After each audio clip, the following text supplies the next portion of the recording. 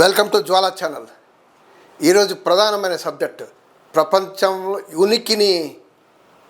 ఉనికి గురించి మనం మాట్లాడే subject youth against climate change. ఈరోజు ప్రపంచంలో యూత్ అందరూ ఈ క్లైమేట్ చేంజ్ వ్యతిరేకంగా, వాతావరణ కాలుష్యానికి వ్యతిరేకంగా ఫైట్ చేస్తున్నారు. లీగల్ కేసెస్ వేస్తున్నారు, గెలుస్తున్నారు కూడా. కొన్ని చోట్ల ఓడిపోతున్నారు కానీ మూమెంట్ కొనసాగిస్తున్నారు. ఇట్స్ వండర్ఫుల్, ఒక వేవ్ లాగా వస్తుంది. దీంట్లో వాళ్ళంతా ఈ ప్రభుత్వాన్ని, కార్పొరేషన్స్ని అకౌంటబుల్, జవాబుదారీగా వాళ్ళు నిలదీస్తున్నారు.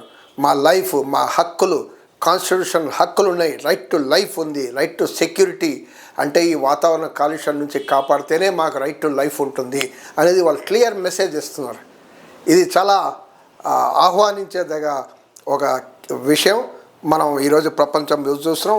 ఉదాహరణకి యుఎస్లో కేసు, మోంటానా అనే రాష్ట్రంలో అక్కడ ఒక కేసు వచ్చింది. మోంటానా రాష్ట్రం ఏం చేసిందంటే ఈ ఫాసిల్ ఫుయిల్ ప్రాజెక్టులలో ఫాసిల్ ఫుయిల్ అంటే శిలాజ ఇంధనాలని సపోర్ట్ చేస్తూ, దాన్ని ఎంకరేజ్ చేస్తూ, అలాంటి ప్రోత్సహించే విధానాలు తీసుకొచ్చింది. చట్టం తీస్తే 16 మంది యువజనులు వీళ్ళందరూ ఏం చేస్తారంటే ఒక కేసు వేశారు. అక్కడ కేసు వేసి ఇది మా రైట్ టు లైఫ్ వ్యతిరేకం ఉంది ఇలాంటి విధానాల వల్ల అని చెప్తే అక్కడ సుప్రీం కోర్టు వాళ్ళని కేసుని వాళ్ళ ఫేవర్లో ఇచ్చింది జడ్జ్మెంట్. ప్రభుత్వం కేసుని కొట్టేసేసింది. అది ఏం చెప్పిందంటే ఎస్, కాన్స్టిట్యూషనల్ లైఫ్, లిబర్టీ ప్రధానమైన అంశం కాబట్టి మీరు ఏమైనా ప్రాజెక్టు ఏమైనా చేయాలంటే, డెవలప్మెంట్ చేయాలన్నా అక్కడ మీరు ఈ వాతావరణ కాలుష్యాన్ని కూడా లెక్కలో తీసుకొని మీరు చేయాల్సిన అవసరం ఉంది అనేది ప్రభుత్వం తీర్పిచ్చింది. చాలా చారిత్రాత్మక తీర్పులు ఇవి. అదే రకంగా మనం కెనడాలో కూడా చూసాం. కెనడాలో కూడా లా రోస్ అని ఓ సబ్జెక్టు కేసు వేశారు. ఇలాగే వాతావరణ కాలుష్యానికి వ్యతిరేకంగా ప్రభుత్వం ఏం చేయట్లేదు, మీరు ప్రభుత్వం పట్టించుకోవాలి అని చెప్పి యూత్ అందరు కోర్టులో కేసు వస్తే స్వీకరించింది సుప్రీంకోర్టు. ఇప్పుడు ఆ కేసు నడుస్తుంది అక్కడ. అదే రకంగా కొలంబియా సుప్రీంకోర్టు కూడా బ్రహ్మాండమైన కేసు చేశారు. అక్కడ యూత్ అందరూ అమెజాన్ ఫారెస్ట్ని రక్షించాలి, అమెజాన్ ఫారెస్ట్ని మీరు అంత డెవలప్మెంట్ అని పేరు చెప్పి ఆ ఫారెస్ట్ని మీరు ధ్వంసం చేస్తుంటే ఇంకా ప్రపంచం నాశనం అయిపోతుంది కాబట్టి అమెజాన్ ఫారెస్ట్ని రక్షించాలి అని చెప్పి కేసు వేశారు. సో సుప్రీంకోర్టు తీర్పిచ్చింది ఎస్, అమెజాన్ ఫారెస్ట్ ఒక లీగల్ ఎంటిటీ, అంటే లీగల్ అస్తిత్వం కలిగే అంశం కాబట్టి ఇది ఫ్యూచర్ జనరేషన్స్ ప్రజలు లైఫ్ని కాపాడాలంటే దీన్ని అమెజాన్ ఫారెస్ట్ని కాపాడాల్సిన అవసరం ఉంది అనేది సుప్రీంకోర్టు క్లియర్గా జడ్జ్మెంట్ ఇచ్చింది.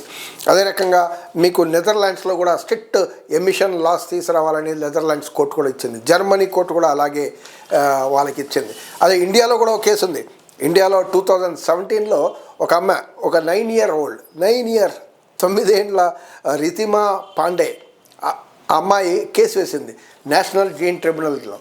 ఏంటంటే మీరు ప్రాజెక్టులలో మీరు కొత్త ప్రాజెక్టు, కొత్త కంపెనీలు వస్తున్నాయి కానీ ఎన్వైరన్మెంట్ గురించి ఏం పట్టించుకోకుండా, లెక్కలు అసెస్మెంట్ వేయకుండా మీరు లైసెన్స్ ఇచ్చేస్తున్నారు, వాళ్ళు వచ్చేస్తున్నాయి, ఎన్వైరన్మెంట్ అంతా ధ్వంసం వస్తుంది. దీని వ్యతిరేకంగా కేసు వేస్తే నేషనల్ గ్రీన్ ట్రిబ్యునల్లో కేసు నడిచి మొత్తానికి నేషనల్ గ్రీన్ ట్రిబ్యునల్ ఈ అమ్మాయి కేసుని రిజెక్ట్ చేసింది. దురదృష్టవశాత్తు రిజెక్ట్ చేస్తే ఇప్పుడు ఆ కేసు సుప్రీంకోర్టులో వెళ్ళేది, సుప్రీంకోర్టులో ఉంది, పెండింగ్ ఉంది. అంటే చాలా ఇంపార్టెంట్ కేసు. మన దేశం భవిష్యత్తు, ప్రజలు, ప్రాణాలు, ఫ్యూచర్, యూత్, పిల్లలు, వీళ్ళకి సంబంధించిన కేసు. ఇది పెండింగ్లో ఉంది. మనం అందరికీ తెలుసు, ప్రపంచంలో ఒక రకంగా పెద్ద ఐకాన్, వాతావరణ కాలుష్యానికి వ్యతిరేకంగా ఫైట్ చేసే ఒక ఐకాన్ గ్రెటా థన్బర్గ్. ఆమె స్వీడన్ సంబంధించిన అమ్మాయి, స్వీడిష్. ఆ అమ్మాయి 11 years ఉన్నప్పుడు బాధ కలిగింది. మొత్తం దేశమంతా చూస్తే, ప్రపంచమంతా వాతావరణ కాలుష్యం చూసి ఆమె చెప్పింది ఇట్లా నేను మాట్లాడను అని చెప్పింది. ఓ మూమెంట్ స్టార్ట్ చేసింది. మాట్లాడను, ఎవరితో మాట్లాడలేదు, ఇంట్లో కూడా ఎవరితో మాట్లాడలేదు, స్కూల్ వెళ్తే కూడా నేను ఎవరితో మాట్లాడను. అలా ఒక కేసు నడిస్తే అది ప్రపంచమంతా స్ప్రెడ్ అయింది.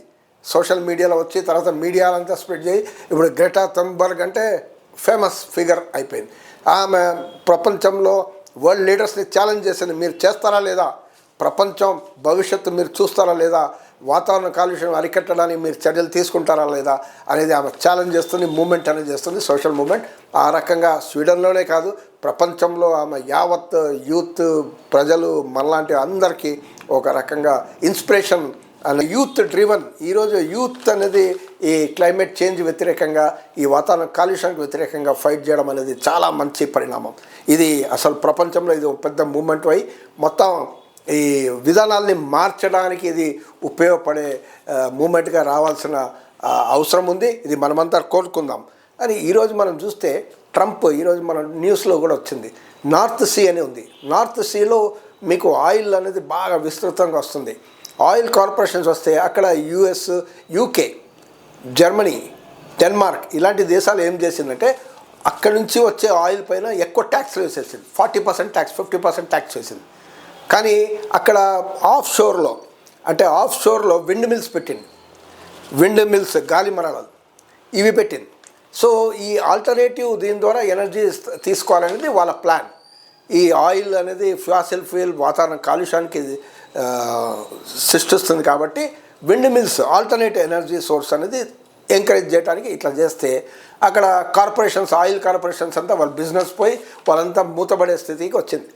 మూతబడే స్థితికి వస్తే ఈరోజు ట్రంప్ స్టేట్మెంట్ సోషల్ మీడియాలో ఆయన పోస్ట్ చేసాడు. ఏంటి, నార్త్ సీని ఓపెన్ చేయండి, ఆయిల్ కార్పొరేషన్స్కి ఓపెన్ చేయండి, మీరు విండ్ మిల్స్ బంద్ చేయండి, గాలిమరాలు బంద్ చేయండి, కంపెనీలన్నీ బంద్ చేయండి, ఆయిల్ కార్పొరేషన్స్ని రానియండి అని చెప్తున్నాడు. ఎంత దురదృష్టం చూడండి. ఓ ప్రపంచంలో మనమంతా ఓ పెద్ద దేశానికి అధినేత, మొత్తం ప్రపంచం అధినేత అంటారా, ప్రపంచం గుండాగిరి చేసే యుఎస్ దేశానికి ఒక అధినేత ఆయన మొత్తానికి ఇప్పుడు ఆయిల్ కార్పొరేషన్స్ అంటే లాభాపేక్షమే ఇంపార్టెంట్, ప్రజల ప్రాణాలు కాదు అది అనేది ఆయన స్టాండ్. అందుకే ఈ మధ్య మనం చూసాం, దోహాలో ప్రపంచ దేశాలందరూ కలిసి వాతావరణ కాలుష్యం గురించి ఏదో చర్చించారు, ఏం డిసైడ్ చేయలేదు. మళ్ళీ ఈ మధ్య లాస్ట్ ఇయర్ బాకులో ఏం డిసైడ్ చేయలేదు. ఇవన్నీ దురదృష్టశాతం.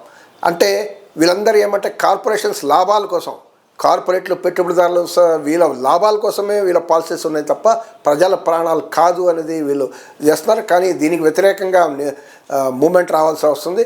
భారతదేశంలో కూడా ఈ రితిమా పాండే చెప్పినట్టు ఏం చెప్పింది, మీరు ఏమైనా ప్రాజెక్ట్ కొత్త డెవలప్మెంట్ ఏమైనా చేస్తున్నారు చేయండి. కొత్త డెవలప్మెంట్ చేసినప్పుడు అక్కడ కార్బన్ ఎంత వస్తుంది, ఆ కార్బన్ అవన్నీ ఆ ఎమిషన్స్ని నివారించడానికి కూడా మీరు ఆల్టర్నేట్ చర్య తీసుకోండి, దానికి కూడా బడ్జెట్ పెట్టండి. కొత్త డెవలప్మెంట్ వచ్చినప్పుడు వాతావరణం కాలుష్యం అరికట్టే కూడా బడ్జెట్ పెట్టండి. ఆ ప్రాజెక్టులో అది కూడా ఇమిడి ఉండాలి. వెరీ సింపుల్ కదా. కాబట్టి భారతదేశంలో యూత్, పిల్లలు అందరూ, ప్రజలందరూ కలిసి ఈ వాతావరణ కాలుష్యం పైన, ఈ సేవ్ ది క్లైమేట్ పైన, క్లైమేట్ చేంజ్ వ్యతిరేకంగా పెద్ద మూమెంట్ రావాలి. మనమంతా చర్చ చేస్తూ ఉండాలి ప్రజల్లో. ఇది ప్రభుత్వం పైన ప్రెషర్ వేసి మొత్తానికి ఆ డిజైర్డ్ చేంజ్ తీసుకురావాలి. ఎందుకు, వై, మన ఫ్యూచర్ జనరేషన్ని మనం సేవ్ చేయాలి, మన లైఫ్స్ని సేవ్ చేయాలి. We have our constitutional right for life, right to life, right to security, right to decent life. Right to decent life ఎట్లా ఉంటుంది వాతావరణం కాలుష్యం ఇట్లా ఉంటే?